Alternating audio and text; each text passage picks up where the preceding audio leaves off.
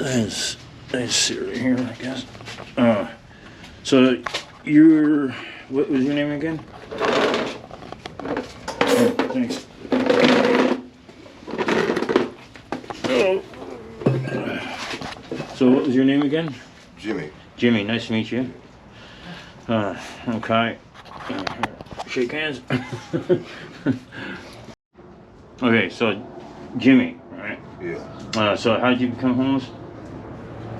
I just got out of the pen and everything went haywire before I went to the pen, so when I got out, it was still messed up. I started living around the park and in the canyon over there. They started coming around talking about the canyon was the park's property and threatening us to go to jail and all that, so I moved down to my homeboy's house. He told me to come down there. I was down there for a little bit and he got into it with his girl. He in jail right now. So you're telling me about how you hurt your leg earlier. Yeah, I fell through some steps in the backyard. And at your buddy's house? Yeah, I scraped my leg. I scraped my leg, right? I scraped it right here. And it wasn't looking like this. I scraped my leg and then it started healing. When it started healing, I was scratching it, you know, because it was itching. I woke up, my leg was swollen real bad, and I went to the hospital. Yeah. I went to the hospital, they said I had some type of syphilitis or something from the dirt under my fingernails. Right. Infected my leg. Yeah. So, kept me in the hospital for 3 weeks, gave me some medication. When I got out of the hospital, they had me going to Spring Valley. I could barely walk, and I asked them to transfer it. When I asked them to transfer it, the female at the pharmacy told me, well, your paperwork is incomplete. It looks like the doctor halfway filled it out and then stopped. You have to go back and get at them. Call it on the phone. They started calling on the phone. My friends was calling them, telling them, trying to get this medication. Right. Still couldn't get it. They was offering to go get the medication for me. I tried to get them to transfer to the pharmacy over here by Martin Luther King library. It took a month for them to even start saying anything about it. When they did give me some medication, it wasn't the medication that I was getting, because in the hospital I was getting some medication and something else with it. My homeboy went so far as he went across the border to Mexico and got me some antibiotics and brought it over here to me. But it wasn't the same thing that they was giving me. So while I'm trying to treat it on my own, it still ain't doing nothing. It was leaking up until about 3 weeks ago. I mean, it has been open for over a year. Oh, Jesus. Yeah. And I Band-Aids, all that.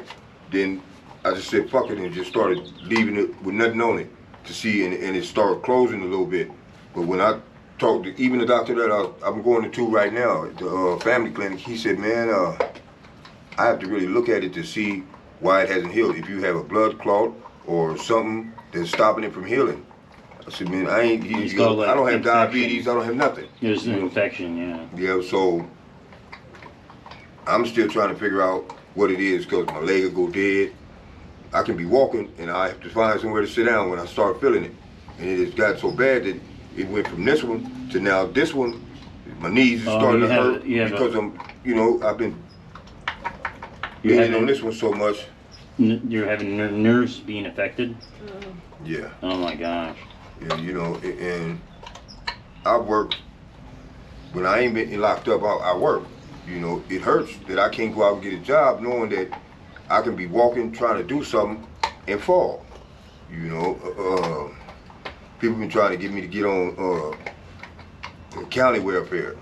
I don't want to go down there and get food stamps because that ain't me. I'd rather go pick up some cans and hustle, doing somebody's yard or some big cars and things like that. But I can't do nothing behind my leg. And these cats, they come around and check, they don't give a fuck about nothing. They don't care how you is, how you got down here, if you can do this, if you can do that. Only thing they care about is getting you off of wherever they sent you to get out. You gotta go. They don't care where you go. if I go around the corner and down a little bit, I'm hidden from their view. They're not tripping until somebody call. They're coming to do the same thing. Right. And they come around and talk about county. We went down there. And So like the neighbors calling or something like that?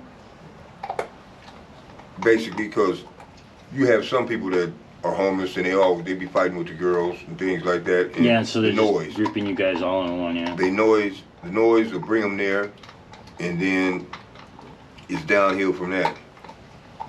We went to go see the county they told us that in order for us to get a voucher, we had to have IDs. I lost my wallet. She misplaced her wallet, everything. No, I got you in when we were staying in that trailer, remember? That part.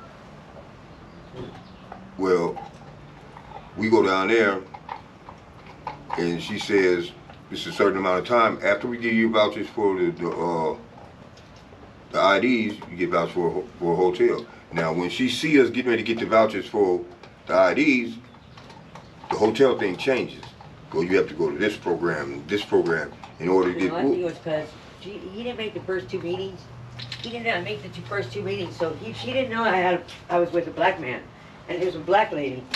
And then when he came on the third meeting, I asked her to reiterate what he What he she would said. catch up. Yeah, so he could catch up with what we were talking about because it sounded real good what she was talking about. Right. And then all of a sudden it changed. The story changed with him. She said, "Oh, it's not. I'm just gonna help you guys help yourselves because basically to get into a program is to take you years." Remember she said all that bullshit. All of a sudden she's saying like that, and she didn't mention not once about the fucking excuse my language the vouchers to him or nothing. So I just don't understand that. So I'm like, I'm not even leery to continue on with this lady, and she's with Path, who's supposed to be helping everybody. And see, Yeah. she was talking, and when I started talking, first I was just listening to her, looking at her, and then when I started talking and using words that she wasn't used to hearing from somebody homeless, she started looking at me like, hold up, wait a minute, and she couldn't slide nothing by me. Every time she would say something, I'd come back at her, what about this? Well, Yeah. I thought you said you can do this. Well, I know you're supposed to be doing this. It threw her for a loop. Most of the time she had her mouth wide open like, damn, how did he know this? It's something that you're supposed to do. I was trying to get her to learn it on her own. Going down there and see what they're gonna do. She thought I was, excuse my language, bullshitting all the time. And I'm, no, I'm going down there, I'll be down there. And I wouldn't go. Just to let her see how everything was going and then let me show up. And then she seen the real. Said, look, it's a whole bunch And of this is things. a black lady, so she was racist. Reverse Yeah, I guess you'd call it reverse racism. Basically, she didn't want to see her race was mixing, right? Right. Yeah, Wow. Well, that's the way like I said, That's the way it sounds. I've felt it before, so I've been privy to it before, so that's not like I have never seen that. Yeah, it's So I not. It's see not a it. privilege. No. You know what I mean? You know I'm what I'm privy saying? to it. Yeah. I see what she did. You know what I mean? Yeah. Yeah, that's messed up. So hey,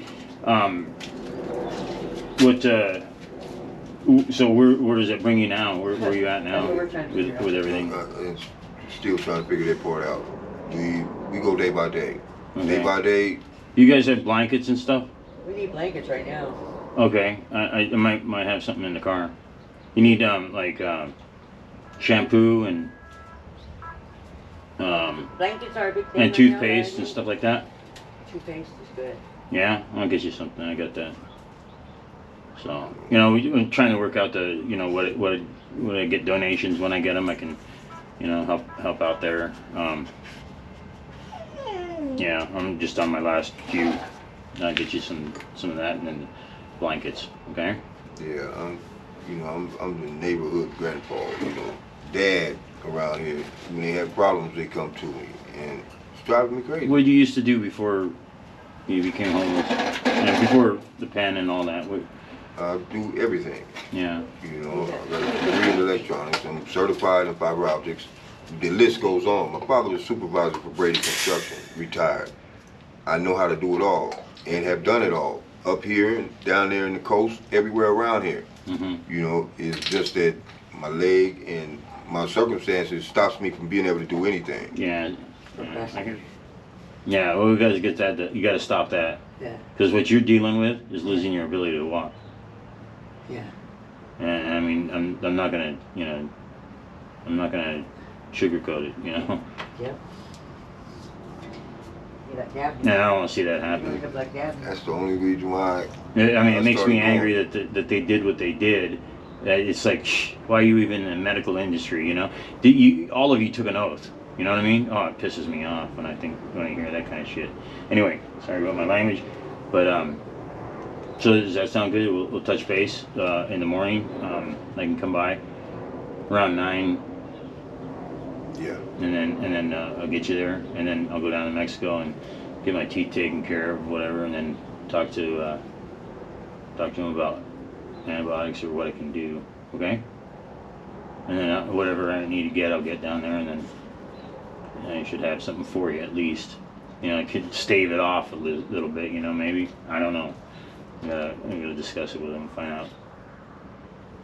I mean, I know a lot of things, but I don't know enough to say that I'm, positive of whatever. You know what I mean? Yeah. Okay. All right. Well, yeah, and then we'll follow up on this interview and just see how follow you through this and see if we can get you doing well. Okay. Okay. I'll talk to you when we do the next interview and tomorrow.